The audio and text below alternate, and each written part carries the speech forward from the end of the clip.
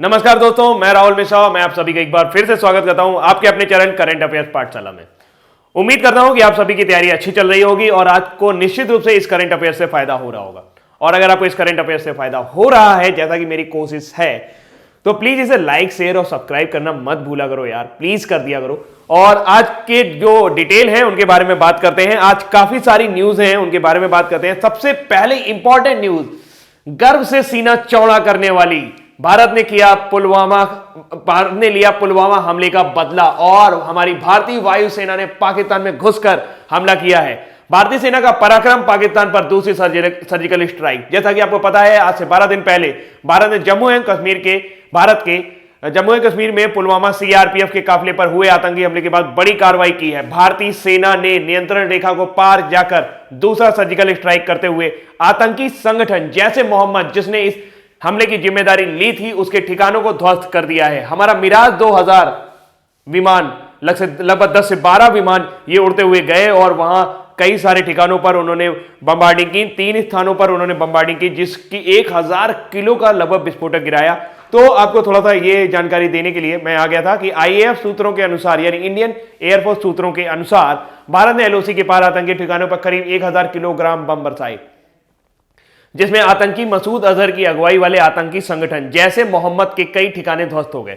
पाकिस्तान ने भारतीय वायुसेना पर एयर स्पेस के उल्लंघन का आरोप लगाया है। हमले के बाद विमान भारतीय सीमा में सुरक्षित लौट आए हैं। और बता दें कि पुलवामा आतंकी हमले के बाद भारत ने अपने सुरक्षा बलों को कार्रवाई के लिए पूरी खुली छूट दी थी, उसी का परिणाम है ये। तो फिलहाल जैसा कि भारत सरकार कह रही है कि अभी तो ये आगाज है, लेकिन आगे आगे देखिए होता है क्या। तो फिलहाल पूरे देश में इस घटना की वजह से जश्न का माहौल है और हर जगह खुशी मनाई जा रही है। पाकिस्तान को करारा जवाब दिया है। हमारे 44 जवानों के खिलाफ उनके प्रधानमंत्री की तरफ से कोई संवेदना भी नहीं आई थी। जब हमारे 44 जवान मारे गए थे तो उन्होंने पाकिस्तान के प्रधानमंत्री इमरान खान ने कोई भी ट्वीट नहीं किया, कोई भी संवेदना व्यक्त नहीं की। तो मुझे लगता है कि ये बहुत ही वाजिब जवाब था। तो फिलहाल जैसे कि पाकिस्तान को पूरी तरह से भारत ने घेरने की कोशिश शुरू कर दी है, वो मोस्ट फेवर्ड नेशन का दर्जा वापस ले लिया। और तो और एक और न्यूज इससे जुड़ी हुई है, FATF, बहुत कोशिश की भारत ने। फाइनेंशियल एक्शन टास्क फोर्स का गठन 1989 ईस्वी में, यानी कि 1989 में आपके पेरिस में किया गया था।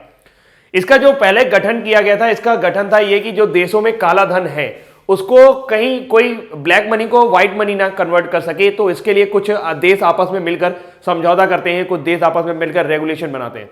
ये एक कन्वेंशन, ऐसा आपका समझ सकते हो, ये एक्रेडिटेशन देने वाला है, यानी कि एक आपको रेटिंग प्रदान कर देता है। जिस देश को अच्छी रेटिंग मिलती है वहां पर कंपनियां निवेश करना ज्यादा चाहती हैं, वहां पैसा ज्यादा जाता है। लेकिन जिस देश को ये ग्रे लिस्ट या ब्लैक लिस्ट में डाल देते हैं, उस देश की आर्थिक व्यवस्था अच्छी नहीं होती और वहां पर ऐसा माना जाता है कि वो देश इस तरह के, यानी काला धन को एक सफेद धन करने में, आतंकियों गतिविधियों में धन लगाने में हमारा साथ नहीं दे रहा। तो उसको कहा जाता है कि NCCT है, यानी कि non corporation country for terrorist, मतलब non corporation country of terrorist, यानी कि जो आतंकियों का जो देश होता है उसको ऐसा माना जाता है। तो पाकिस्तान को भारत ने बहुत कोशिश की कि FATF उसको ब्लैकलिस्ट में ले आए, लेकिन नहीं ला पाए।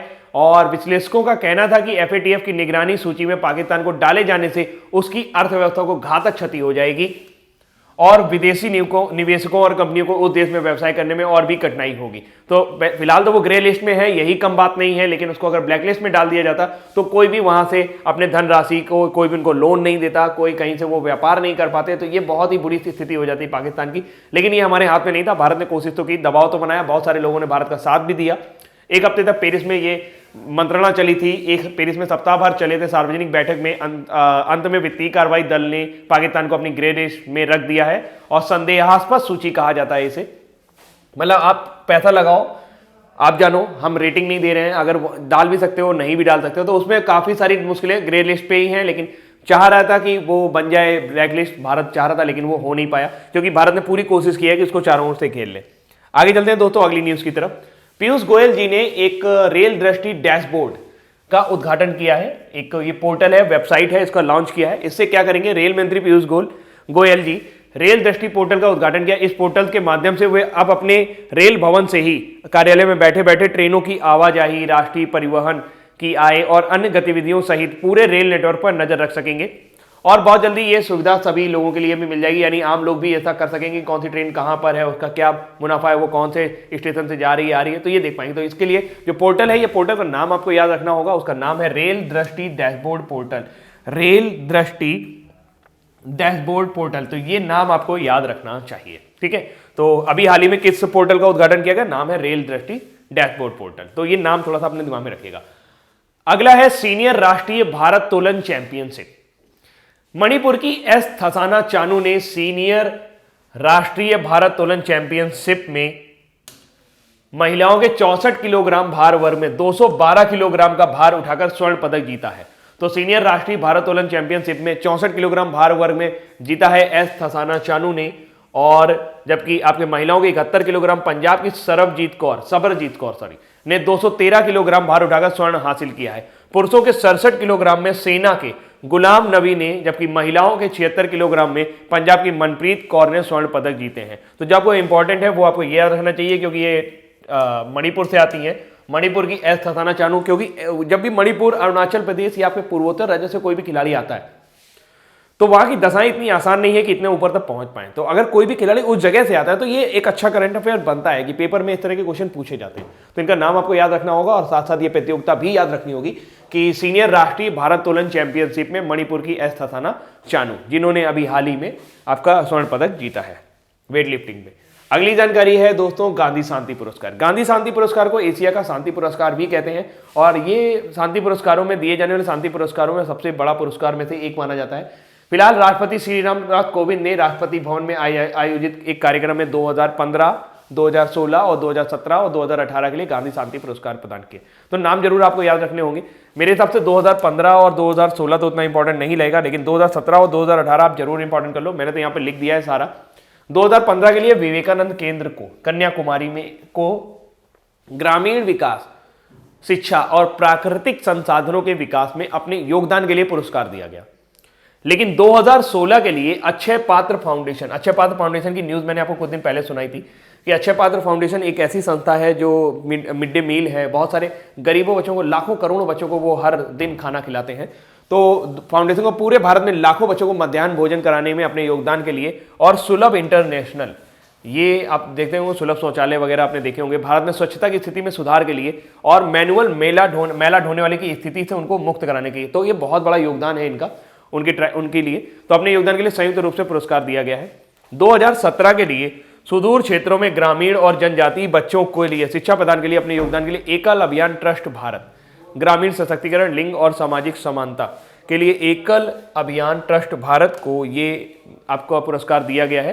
तो फिलहाल 2018 के लिए भारत और दुनिया भर के कुष्ठ रोग में उन्मूलन में उनके योगदान के लिए जापान की योही सासाकावा, तो ये आपको याद रखना होगा, ये किसी को भी दिया जा सकता है कि हमारे देश का ही जरूरी नहीं है। जापान की आपकी योही सासाकावा, तो योही सासाकावा ये इंपॉर्टेंट है सबसे ज्यादा। तो ये आपको दिमाग में रखना चाहिए कि गांधी शांति पुरस्कार किसको दिया गया है, योही सासाकावा। क्यों? क्योंकि कुष्ठ रोग से उन्मूलन के लिए उनका योगदान है भारत और दुनिया भर में। तो फिलहाल अगली स्लाइड पर चलते हैं दोस्तों। अगली स्लाइड के बारे में बात करते हैं, क्या जानकारी है वहां पर। ये है आपका बांग्लादेश गोल्डन राइस। बांग्लादेश के जो किसान हैं अपने सरकार के एक निर्णय से अभी हाल फिलहाल नाराज है।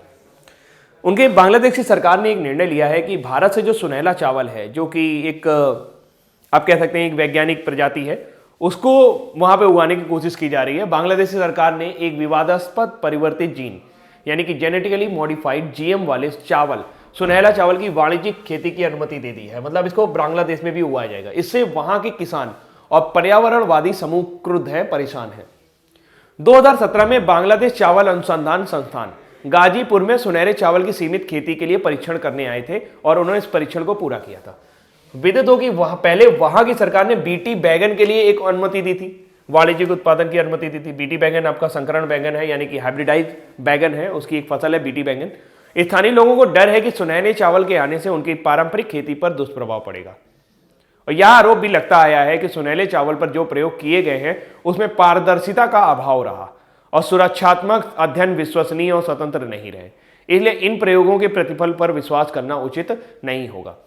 पर्यावरणवादियों का कहना है कि सुनहले चावल की वाणिज्यिक खेती के चलते बांग्लादेश की समृद्ध जैव विविधता को क्षति पहुंचेगी। उनका डर है धीरे धीरे लोग परिवर्तित जीन वाली फसलों को अपनाने लगेंगे और इस प्रकार देश की खाद्य विविधता को हानि पहुंचेगी, इससे स्थानीय और पारंपरिक बीज नष्ट हो जाएंगे और खेती पर निगमों की नियंत्रण बढ़ जाएगा, यानी कि जो आपके अलग अलग चीजें हैं उनका नियंत्रण बढ़ जाएगा। तो वो लोग यही चाहते हैं कि जो नेचुरल है वो नेचुरल ही बना रहे, कम से कम फसलों के साथ छेड़छाड़ ना की जाए। तो बांग्लादेशी ऐसा चाहते हैं। लेकिन फिलहाल अभी यहाँ पर जो बात की जा रही है वो ये है कि उन्होंने किस फसल को, अभी अभी हाल ही में बांग्लादेश सरकार ने किस फसल को अपने यहाँ एक व्यावसायिक तौर पर यानी कि व्यापारिक तौर पर उगाने की अनुमति दी है, तो वो आपका है सुनहला चावल, ठीक है, जिसे जीएम चावल भी कहते हैं। अगली न्यूज है दोस्तों मध्य प्रदेश से। मध्य प्रदेश के मुख्यमंत्री कमलनाथ जी ने एक योजना चलाई है, उसका नाम है मुख्यमंत्री युवा स्वाभिमान योजना। तो मुख्य राज्य सरकार की फ्लैगशिप योजना है मुख्यमंत्री युवा स्वाभिमान योजना। तो आपको बस इतना याद रखना होगा कि मुख्यमंत्री युवा स्वाभिमान योजना ये कहां चलाई जा रही है, तो आपको पता चलेगा कि ये चलाई जा रही है मध्य प्रदेश में, ठीक है। युवाओं को मिलेगा पूरा सम्मान, प्रशिक्षण और रोजगार से बढ़ेगा स्वाभिमान। तो ये इनकी टैगलाइन है, ये आपको दिमाग में रखनी होगी। इसमें क्या होगा कि आप जो बेरोजगार युवा हैं उनको, शहरी युवाओं को वर्ष भर में 100 दिन का कम से कम रोजगार निश्चित रूप से मिलेगा। इसके लिए युवाओं को 4,000 रुपए प्रति माह दिए जाएंगे और 21 से 30 वर्ष की आयु के जो भी शहरी युवा है, 21 से 30 वर्ष होना चाहिए उनकी आयु, वो इसमें लाभ पा पाएंगे। 2 लाख से कम वार्षिक आय होनी चाहिए उनकी, यानी किसी भी तरीके से उनके परिवार की जो वार्षिक आय होनी चाहिए वो 2 लाख रुपए से कम होनी चाहिए। तो फिलहाल इसमें अब ये तो होगा ही होगा, साथ में कौशल विकास प्रशिक्षण भी दिया जाएगा, जिससे वो युवा अपने कौशल को निखार सकें और कहीं पर भी काम कर सकते हैं। वो इस 4,000 रुपए के स्टाइपेंड के चक्कर में ना रहे, आगे भी बढ़े। तो फिलहाल आपको ये ध्यान रखना होगा, यहाँ पे जो गारंटी दी जा रही है वो 100 दिन के रोजगार की है। कितने रुपए मिलेंगे? प्रति माह 4,000 रुपए मिलेंगे। योजना कहाँ की है? योजना है मध्य प्रदेश की। और मुख्यमंत्री कौन है आजकल? कमलनाथ जी मुख्यमंत्री हैं। उम्मीद करता हूं ये न्यूज आपको पसंद आई होगी। अगली न्यूज पर चलते हूं। आप इनको पहचानते हैं? पहचानिए? नहीं। ये है पेप्सिको की सीईओ, पूर्व सीईओ इंदिरा नूई। इनका नाम आपने जरूर सुना होगा। काफी बार टाइम्स की जो मैगजीन निकलती है उसमें ये काफी बार 100 प्रतिभाशाली महिलाओं में, मतलब 100 प्रभावशाली महिलाओं में शामिल हो चुकी हैं। तो फिलहाल भारत में जन्मी पेप्सिको की पूर्व CEO Indira Nooyi online retail दिग्गज अमेजन, कौन नहीं जानता अमेजन को, कुछ भी मंगाना हो तो अमेजन का सहारा लिया जाता है, ठीक है। तो अमेजन के निदेशक मंडल में शामिल हो गई, यानी बोर्ड ऑफ डायरेक्टर्स बन गई हैं। स्टारबक्स के कार्यकारी रॉस लिंड ब्रेवर भी अमेजन बोर्ड में शामिल हो गए हैं। सुश्री नुई लेखा परीक्षा समिति की सदस्य होंगी, यानी कि जो भी उनका अकाउंट डिपार्टमेंट को वो संभालेंगी। वह अक्टूबर 2006 से अक्टूबर 2018 तक पेप्सिको की सीईओ थी। पेप्सी जो आप सभी जानते होंगे, पीते भी होंगे, जहां उन्होंने मई 2007 से फरवरी 2019 तक अपने निदेशक मंडल के अध्यक्ष के रूप में भी कार्य किया। थोड़ी सी बात अमेजन की। देखिए, अगर आप लोग जानते हैं कि अमेजन क्या है, तो अमेजन का पहला नाम था cadabra.com, जिसको बाद में अमेजन कर दिया गया। इसके जो संस्थापक थे वही इसको आज संभाल रहे हैं, सीईओ भी वही हैं, जेफ बोजेस। और आज की डेट में ये कुछ समय तक दुनिया के सबसे अमीर व्यक्तियों में से एक थे, सबसे अमीर व्यक्ति भी थे। अमेजन का मुनाफा इतना ज्यादा है। तो उम्मीद करता हूं कौन सी भारतीय महिला हैं जिनको अभी अमेजन का निदेशक मंडल में नियुक्त किया गया, तो आपको नाम याद रखना होगा। वे पेप्सिको की सीईओ हैं और थी और वो अब इंदिरा नूई हैं, उनको कहां पे ले गए हैं? अब वो अमेजन की बोर्ड ऑफ डायरेक्टर्स में शामिल हो गए हैं। अगली जानकारी है FMSCI। FMSCI का मतलब होता है federation of motor sports club of India. Federation of motor sports club of India, FMSC, federation of motor sports club of India. तो ये भारत के अंदर जो भी फॉर्मूला 1 कार रेस होती है उसको आयोजित करने की एक संस्था है। फिलहाल इन्होंने अभी नारायण कार्तिकेयन के पिताजी थे, GR कार्तिकेयन, उनको लाइफ टाइम अचीवमेंट अवार्ड दिया है। तो ये अभी हाल ही में आपको ध्यान रखना होगा कि FMSCI के वार्षिक पुरस्कार समारोह में किसको लाइफ टाइम अचीवमेंट का अवार्ड दिया गया है, तो वो नारायण कार्तिकेयन, जो कि भारत के पहले फॉर्मूला 1 ड्राइवर हैं, उनके पिताजी GR कार्तिकेयन को ये पुरस्कार प्रदान किया है, क्योंकि उन्होंने इस प्रयास में भारत में फॉर्मूला 1 को लाने का प्रयास उन्हीं के द्वारा किया गया है। और वही माना जाता है कि वही एक ऐसे व्यक्ति हैं जो भारत के अंदर फॉर्मूला 1 लेकर आए हैं। तो अगली न्यूज की तरफ चलते हैं दोस्तों। अगला ये है इंटरनेशनल ओपन ट्रॉफी। आप जिनकी तस्वीर देख रहे हैं वो है मिस्टर अभिजीत गुप्ता।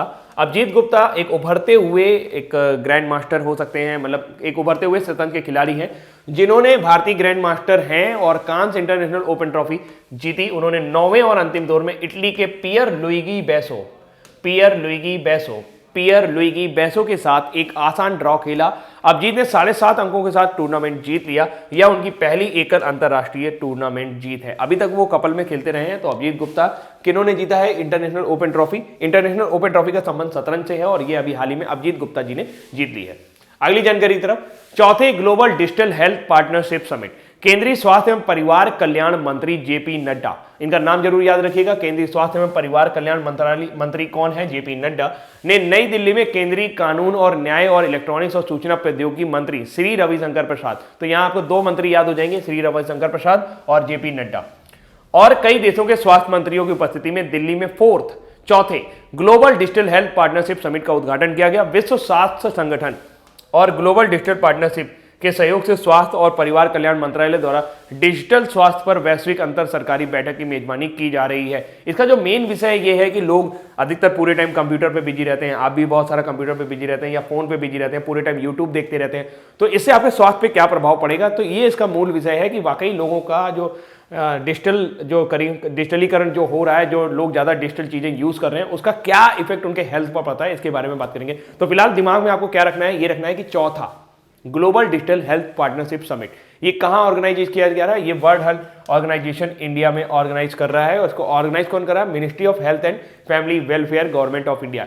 इसके मंत्री कौन है? वो है हमारे केंद्रीय स्वास्थ्य और परिवार कल्याण मंत्री जेपी नड्डा। तो ये छोटी छोटी बातें अपने दिमाग में रखिए जो करंट अफेयर बन सकता है आपका। अगले क्वेश्चन की ओर चलते हैं। अगले यहां पर जाते हैं जिम्बाब्वे की अगर आप देखा जाए तो अभी हाल में हालत बहुत खराब थी। उनकी जो एक्चुअल करेंसी है वो बहुत नीचे चली जा रही है वो डॉलर के मुकाबले। तो हो क्या रहा है कि जिम्बाब्वे ने अपनी नई मुद्रा आरटीजीएस डॉलर में व्यापार करना शुरू कर दिया है। उन्होंने एक नई मुद्रा ले ली है, आरटीजीएस डॉलर कहा जाता है। ये केंद्रीय बैंक के एक मौद्रिक संकट के प्रयास और इसे हल करने के उपायों की घोषणा करने के 2 दिन बाद किया गया है। बैंक ने एक विदेशी मुद्रा व्यापार प्रणाली का अनावरण किया जिसने प्रभावी रूप से अर्ध मुद्रा बांड नोट का अवमूल्यन किया, जो आधिकारिक तौर पर अमेरिकी डॉलर के साथ समानता पर आंकी गई थी। नई मुद्रा डिजिटल डॉलर के बॉन्ड नोट्स और नामक इलेक्ट्रॉनिक बैंक बचत का स्थान लेगी और इसका नाम वास्तविक समय सकल निपटान प्रणाली के नाम पर रखा गया है, जो बैंक एक दूसरे के करीब बीच में धन हस्तांतरित करने के लिए उपयोग करते हैं। तो जैसा कि आपको पता है कि जब भी हम लोग कुछ करते हैं, अभी इस मुद्रा का सही नाम नहीं आया है, लेकिन इस मुद्रा में आपको सुनाई दे रहा होगा आरटीजीएस। तो आरटीजीएस क्या होता है? आरटीजीएस का मतलब ये होता है कि जब किसी बैंक को एक दूसरे बैंक से ट्रांसफर करना होता है, वो लोग एक दूसरे के साथ आरटीजीएस का ही उपयोग करते हैं और जिसका नाम है वास्तविक समय सकल निपटान प्रणाली, यानी कि real time gross settlement. RTGS का फुल फॉर्म होता है रियल टाइम ग्रॉस सेटलमेंट, यानी कि बड़ा बड़ा जो भी अमाउंट होता है 2 बैंकों के बीच में ट्रांसफर करना होता है वो आरटीजीएस के माध्यम से ही किया जाता है। तो फिलहाल कौन सा ऐसा देश है जिसने हाल ही में अपनी एक नई मुद्रा का चलन प्रारंभ किया है? वो है आपका जिम्बाब्वे, और जिम्बाब्वे की राजधानी है हरारे। तो यहाँ पर एक यूएस डॉलर की वैल्यू दिखाई गई है। एक अभी जो ओपनिंग हुई है वो एक यूएस डॉलर आपके 2.5 आरटीजीएस डॉलर के बराबर होगा। तो ये आपको थोड़ा सा दिमाग में रखना चाहिए। आगे चलते हैं अगली जानकारी पर। अगली जानकारी है हमारी सुरक्षा से जुड़ी हुई। जैसे कि सुरक्षा से शुरू हुई थी आज की करंट अफेयर, और सुरक्षा पर ही हम खत्म कर रहे हैं। एक्चुअल में क्या है, अफगानिस्तान ने चाबहार बंदरगाह के जरिए औपचारिक रूप से भारत से जुड़ गया है। अब थोड़ा सा मैं इसको मैप को बड़ा करता हूं। अब आपको मैं एक चीज बताता हूं, देखेंगे थोड़ा सा हम लोग यहां पर समझते हैं। ये आप मैप देख पा रहे होगे, जैसा कि ये हमारा इंडिया है और ये हमारा पाकिस्तान है, ये हमारा है ईरान। यहां पर अगर देखा जाए तो यहां पर इस समुद्र में, यानी कि जो आपका ये अरब की खाड़ी है, तो इस समुद्र में जो मेडिटेरियन सी है, भूमध्य सागर है, वहां पर चीन अपनी प्रतिबद्धता बनाने के लिए, और आप देख रहे हैं ये रूट है, यहां पर एक रूट है, इस रूट पर चीन अपनी आधिपत्य जमाने के लिए क्या कर रहा है, यहां पर उसने एक पाकिस्तान में एक योजना चला रहा है जिसे ग्वादर पोर्ट कहा जाता है। ग्वादर पोर्ट चीन की सहायता से बन रहा था। भारत को ऐसा लगता है कि अगर यहां पर चीन का आधिपत्य हो गया तो इस समुद्र पर पूरी तरह से चीन का राज्य हो जाएगा। तो जो भी यहां से माल आता जाता है समुद्र के रास्ते से, या जो भी सामान आता है, निर्यात आयात पे फर्क पड़ेगा। भारत ने अफगानिस्तान और ईरान के साथ मिलकर ईरान से एक समझौता किया कि हम आपके यहां एक पोर्ट बनाएंगे, एक पत्तन बनाएंगे, बंदरगाह बनाएंगे, जिसे चाबहार का नाम दिया गया। भारत का व्यापार होना चाहिए अफगानिस्तान से, लेकिन पाकिस्तान के रास्ते ये व्यापार नहीं हो पा रहा था, इसीलिए उसने इस पोर्ट से रास्ते यहां पर माल पहुंचेगा और इसके जरिए आप चले जाएंगे अफगानिस्तान। तो भारत ने ये रास्ता निकाला है वहां तक जाने का। तो आपको थोड़ा सा इसके बारे में पता होना चाहिए कि जो चीन के सहयोग से बन रहा है पाकिस्तान में वो ग्वादर पोर्ट है, जबकि जो हमारा भारत बना रहा है वो कौन सा पोर्ट है, वो चाबहार पोर्ट है। तो फिलहाल अफगानिस्तान ने चाबहार बंदरगाह के औपचारिक रूप से भारत से जुड़ गया है। अब ये पूरा बंदरगाह बनकर तैयार हो गया है। तो अफगानिस्तान ईरान के चाबहार बंदरगाह से औपचारिक रूप से भारत जुड़ गया है। अफगान राष्ट्रपति अशरफ गनी ने चाबहार बंदरगाह के जरिए भारत पहुंचने वाले माल की पहली खेप को रवाना कर इसकी औपचारिक शुरुआत की। यह खेप चाबहार से जहाज के जरिए मुंबई पहुंचेगी। भारत ने ईरान के चाबहार बंदरगाह को विकसित कर अफगानिस्तान के साथ व्यापार को सुगम बनाया है। इससे अब पाकिस्तान होते हुए सामान अफगानिस्तान नहीं भेजना पड़ेगा। अमेरिका ने ईरान की रणनीति में महत्व के चाबहार पोर्ट के विकास के लिए भारत को कुछ प्रतिबंधों से छूट दी थी। इन छूट में चाबहार पोर्ट को अफगानिस्तान से जोड़ने वाली रेलवे लाइन का निर्माण किया जाना भी शामिल है। अमेरिका नहीं चाह रहा था कि यहां पर कुछ ऐसा पोर्ट बने, लेकिन उसने कुछ शर्तों के अंदर इसने छूट दी थी। तो बस कुछ बड़े नियम और कानून है, इसके बारे में हम लोग डिटेल में फिर कभी डिस्कस करेंगे। तो लेकिन आपको यह ध्यान रखना होगा, चाबहार पोर्ट कहां पर है? चाबहार पोर्ट आपका ईरान में है। भारत ने डेवलप किया है। कहां डेवलप किया है? ईरान में। क्यों डेवलप किया है? अफगानिस्तान से व्यापार के लिए। तो उम्मीद करता हूं ये करंट अफेयर जो आपको पसंद आए होंगे, और अगर पसंद आए हैं तो प्लीज इसे लाइक, शेयर और सब्सक्राइब करना ना भूलिए, और नहीं पसंद आए हैं तो बताइए मुझे कारण क्या है। तो ध्यान रखिएगा अपना, हंसते रहिए, मुस्कुराते रहिए। अभी के लिए इतने रखते हैं। Thank you so much, bye bye.